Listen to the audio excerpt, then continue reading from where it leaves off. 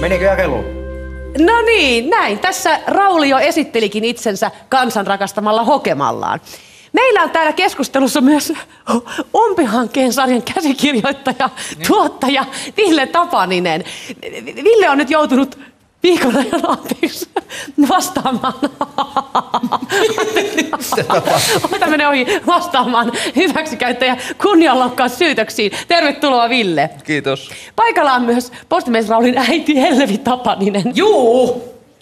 Hellevi. Menikö jakeluun? Sinä päätit paljastaa julkisuuteen, että Rauli on vammainen. Kuulovammainen. Niin, kuulovammainen. No, anteeksi.